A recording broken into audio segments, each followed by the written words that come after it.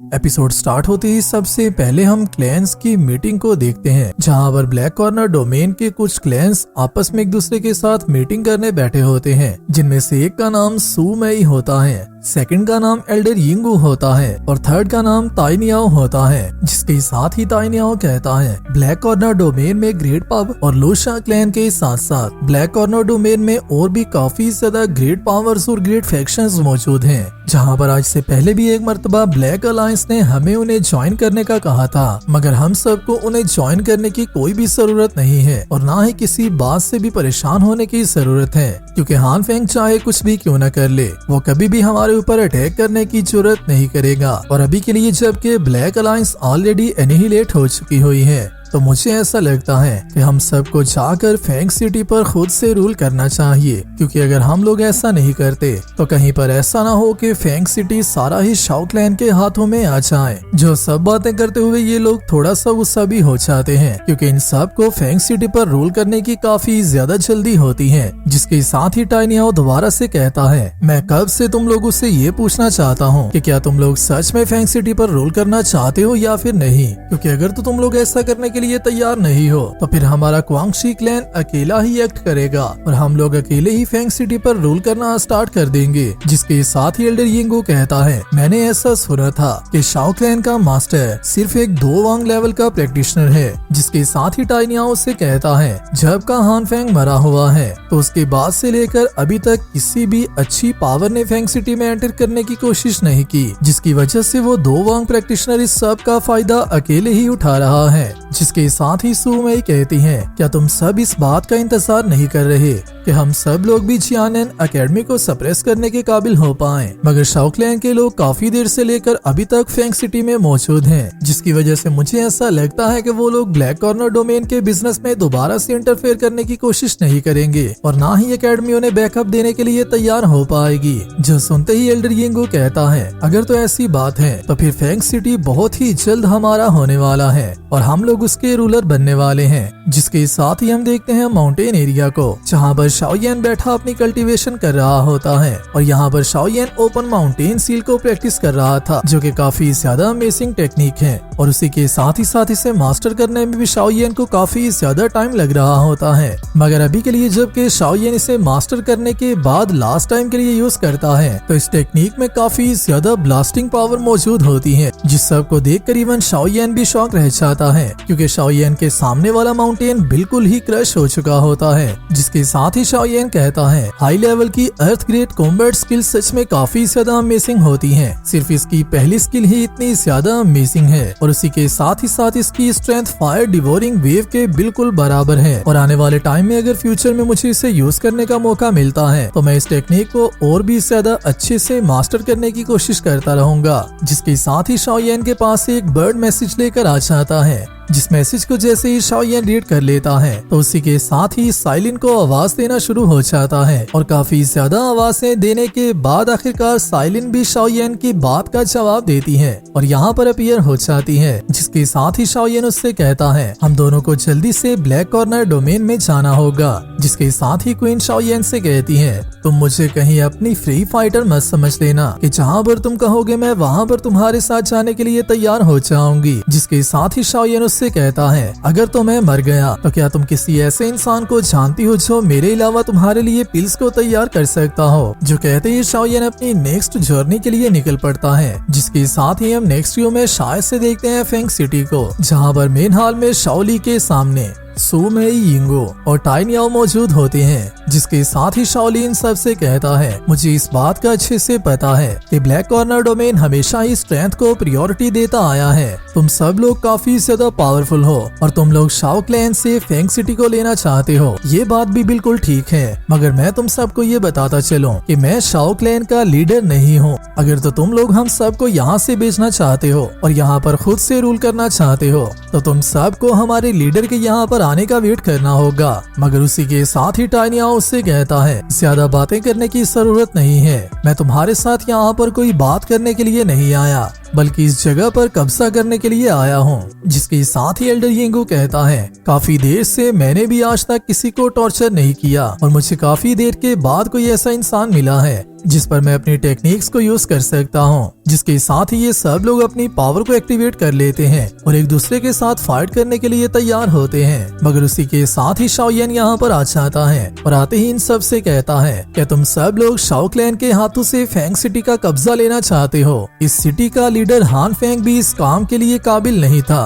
तो क्या तुम सबको ये लगता है कि तुम लोग इतने काबिल हो कि तुम लोग फेंग सिटी को इतनी आसानी से ले सकते हो? जिसके साथ ही शाओ येन 3000 लाइटनिंग मूव का यूज करते हुए इन सब के सामने अपीयर हो जाता है, जिसे देखते ही एल्डर यिंगू उसे रिस्पेक्ट देना स्टार्ट कर देता है और शाओ येन से कहता है, ये हमारा और शाओ क्लैन का आपस का मामला है और अगर तो तुम एक आउटसाइडर हो तो तुम्हें हमारी बात में आने की कोई भी जरूरत नहीं है। जिसके साथ ही टाइनी हाउस से कहता है, ब्लैक कॉर्नर डोमेन में अपनी मर्जी से कोई भी मूव चलना ये कोई अच्छी बात नहीं है, क्योंकि यहाँ पर तुम्हारी जान के साथ कुछ भी हो सकता है। जो सुनते ही शाओ येन इन सब से कहता है, मैं शाओ क्लैन का मास्टर शाओ येन हूँ, तो तुम लोग मुझे एक आउटसाइडर कैसे बुला सकते हो? जो सुनते ही सू मेई काफी ज्यादा शॉक हो जाती है और उसी के साथ ही कहती है, क्या तुम शाओ येन हो जिसने हान फेंग और फान लाओ को किल किया था? क्या तुम वही शाओ येन हो? जो सुनते ही शाओ येन यहाँ पर फॉर्मेलिटीज पूरी करने लगता है और ओवर एक्टिंग करते हुए इन सब से कहता है, हालांकि मुझे अपने ऊपर गुरूर करने की आदत तो नहीं है, मगर हाँ उन दोनों को मैंने ही किल किया था।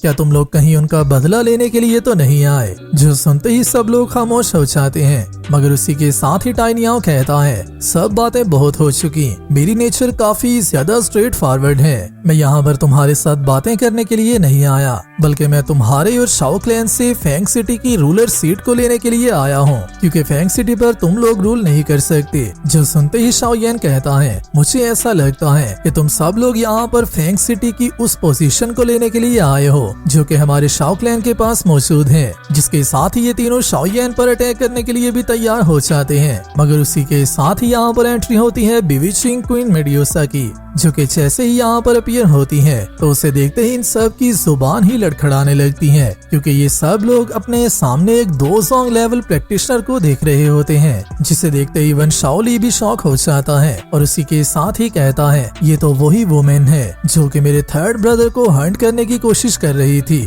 मगर ये यहाँ पर क्या कर रही है? क्या कहीं ये दोबारा से थर्ड ब्रदर पर अटैक करने के लिए तो नहीं आई? मगर उसी के साथ ही शाओ येन अपने साथ मौजूद सारे लोगों को रिलैक्स होने का कहता है और क्वीन भी ठीक अपने एटीट्यूड की तरह ही यहाँ पर आते किसी से बात भी नहीं करती और सीधा सिंपली खामोश होकर इन सब की साइड से गुजर जाती है और अपने सामने मौजूद एक चेयर के पास आ जाती है। मगर जैसे ही क्वीन इन सब की तरफ एक दफा के लिए ही देखती है तो ये सब लोग काफी ज्यादा शॉक हो जाते हैं और इसी के साथ ही एल्डर यिंगू कहता है, सेक्ट मास्टर शाओ येन, आज के दिन यहाँ पर जो सब कुछ भी हुआ है वो सब कुछ सिर्फ एक मिसअंडरस्टैंडिंग है और जबकि Feng city already Shao clan का एक हिस्सा बन चुका हुआ है तो हम लोगों का उसे लेने का कोई भी इरादा नहीं है और ना ही हम लोग ऐसा करने की जरूरत भी कर सकते हैं। और यहाँ से वापस जाने के बाद हम लोग ब्लैक कॉर्नर डोमेन में मौजूद बाकी सारी पावर्स को भी आल्सो वॉर्न कर देंगे कि वो यहाँ पर आकर कभी भी कोई इश्यू क्रिएट करने की कोशिश ना करें। जिसके साथ ही सू मेई दोबारा से शाओ येन के सामने बाव होते हुए कहती है,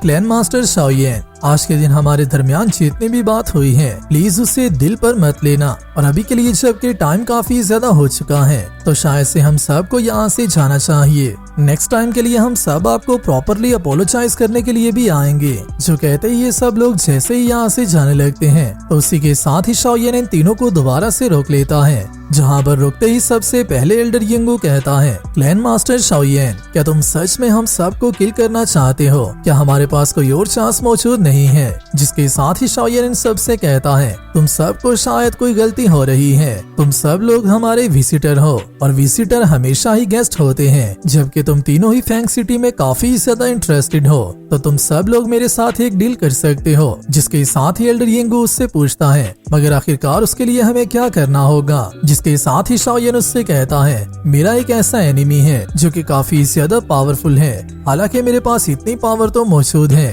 कि मैं अभी के लिए उसकी स्ट्रेंथ को राइवल कर सकता हूँ, मगर फिर भी मुझे तुम सब की हेल्प की जरूरत है ताकि अगर तो कोई इशू बनता है तो तुम सब लोग मेरी हेल्प कर सको और मुझे सिर्फ तब के वक्त ही तुम सब की हेल्प चाहिए जब के वक्त मैं अपने एनिमी का मुकाबला करने के लिए जाऊंगा। जो सुनते ही सू मेई कहती है, क्या मैं ये जान सकती चाहती हूँ कि क्लैन मास्टर शाओयेन का एनिमी कौन है, जिसके साथ ही शाओयेन इन सबको बता देता है मेरा एनिमी युनलैन क्लैन है। जो सुनते ही टाइनी हाउ कहता है मुझे ये नाम शायद से याद आ रहा है, और इसी के साथ ही एल्डर यिंगो कहता है क्या क्लैन मास्टर शाओयेन जियामा एम्पायर में मौजूद युनलैन क्लैन जो कि एक 2 सॉन्ग के अंडर आता है उसके बारे में बात कर रहे हैं। जियामा एम्पायर और युनलैन क्लैन दोनों ही एक दूसरे से थाउजेंड्स ऑफ माइल्स दूर हैं, और उसी के साथ ही साथ वहाँ पर एक 2 सॉन्ग लेवल का प्रैक्टिशनर भी मौजूद है। इवन कि अगर हम लोग भी आपकी हेल्प करने के लिए तैयार हो जाते हैं तो फिर भी हम सबको इस बात का यकीन नहीं है कि क्लैन मास्टर शाओयेन प्रॉपरली अपना रिवेंज लेने में कामयाब हो पाएंगे।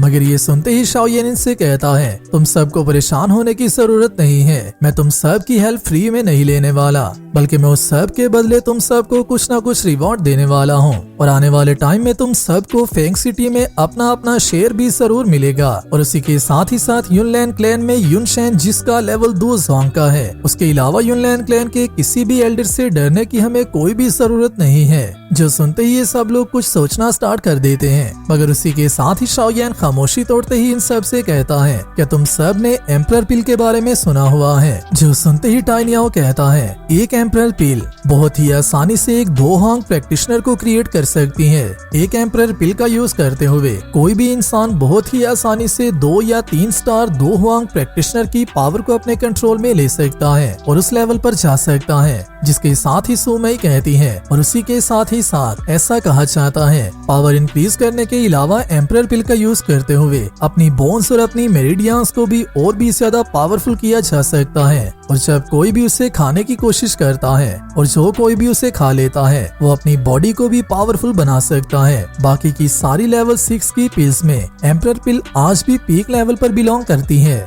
जिसके साथ ही एल्डर यिंगो कहता है क्या क्लैन मास्टर शाओयेन के पास कोई ऐसी पिल मौजूद है, जिसके साथ ही शाओयेन सबको कहता है मेरे पास ऐसी पिल मौजूद तो नहीं है, मगर मैं उसे बना जरूर सकता हूँ। जो सुनते ही सब लोग शॉक हो जाते हैं, जिसके साथ ही शाओयेन इन सबको अपनी हेवनली फ्लेम टेस्ट करवाता है, जिसका प्रेशर काफी ज्यादा अमेजिंग होता है। इवन के इन तीनों मास्टर्स के मुंह खुले के खुले ही रह जाते हैं। और इसी के साथ ही एल्डर यिंगो कहता है क्या ये एक हेवनली फ्लेम है, जिसके साथ ही शाओयेन इनसे कहता है अगर तो मैं तुम सबको सच्ची बात बताऊं तो मैं एक लेवल 6 का एल्केमिस्ट हूँ, जिसकी वजह से मैं अगर चाहूँ तो मैं एम्परर पिल्स को बहुत ही आसानी से बना सकता हूँ। जिसकी वजह से अगर तो तुम सब लोग मेरी बात मान लेते हो तो जैसे ही हम सब लोग अपना मिशन सक्सेस कर लेंगे तो उसके बाद मैं तुम सबको सिर्फ फेंग सिटी में मौजूद 30% शेयर ही नहीं देने वाला, बल्कि उसी के साथ साथ तुम सबको एम्परर पिल्स भी देने वाला हूँ। जो सुनते ही ये सब लोग शाओयेन की टर्म्स पर एग्री हो जाते हैं और उसके साथ मिलकर फाइट करने के लिए तैयार हो जाते हैं। जिसके साथ ही हमारा पार्ट 1 यहीं पर कंप्लीट होता है। वीडियो अच्छी लगी है वीडियो को लाइक कर दो